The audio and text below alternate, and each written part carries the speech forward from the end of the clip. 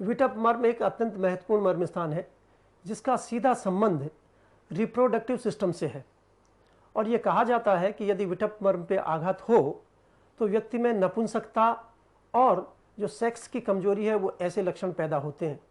यदि किसी व्यक्ति में सेक्स से कमजोरी के लक्षण या नपुंसकता के लक्षण हैं तो विटप मर्म को उत्प्रेरित करने से इसमें आश्चर्यजनक रूप से लाभ होता है।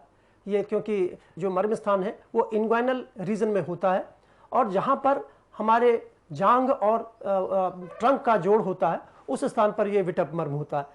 जो एंटीरियर सुपीरियर इलियक स्पाइन और जो एंटीरियर सुपीरियर इलियक स्पाइन और प्यूबिक ट्यूबरकल के बीच में जो इनग्वाइनल केनाल होती है उसके मध्य में ये लगभग 8 अंगुल लंबी होती है और इसके मध्य का स्थल विटप मर्म कहलाता है। जब भी हम लोग पद्मासन में बैठते हैं तो एड़ियाँ उसी स्थान पर स्पर्श करती हैं। तो ये विटप मर्म जितने भी रिप्रोडक्टिव डिजीजेज हैं और उससे के अतिरिक्त इनग्वाइनल हर्निया और स्क्रोटल डिसऑर्डर्स में भी आश्चर्यजनक रूप से लाभ करता है। आइए जानते हैं विटप मर्म को आइडेंटिफाई करने की टेक्निक और कैसे किन किन विधियों के द्वारा इसको उत्प्रेरित किया जाता है, इसको भी जानने का प्रयास करते हैं।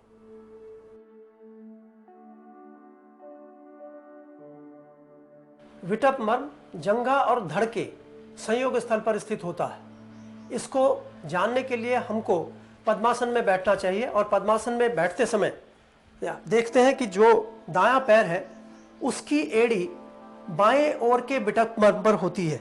इसी ढंग से यदि हम दाएं पैर को देखें तो उसका वो विटप मर्म बाएं पैर के विटप मर्म को स्पर्श करती है, अपोजिट साइड के विटप मर्म को स्पर्श करती है। ये सामान्य विधि है जिसमें पद्मासन के माध्यम से हम विटप मर्म को उत्प्रेरित कर सकते हैं।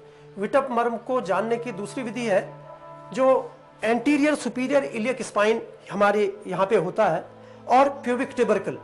प्यूबिक ट्यूबरकल से एंटीरियर सुपीरियर इलियक स्पाइन तक की दूरी लगभग 1 ब्लास्ट होती है जिसको 8 अंगुल की परिमाप को हम कहते हैं। इसके मध्य में 4 अंगुल की दूरी पर यहाँ पर विटप मर्म होता है। इसको अंगूठे के माध्यम से स्टिमुलेट किया जा सकता है। उस पर अंगूठा रख लीजिए और हल्के 0.8 सेकेंड के स्टिमुलेट से 15 से 18 बार इसको स्टिमुलेट करना चाहिए।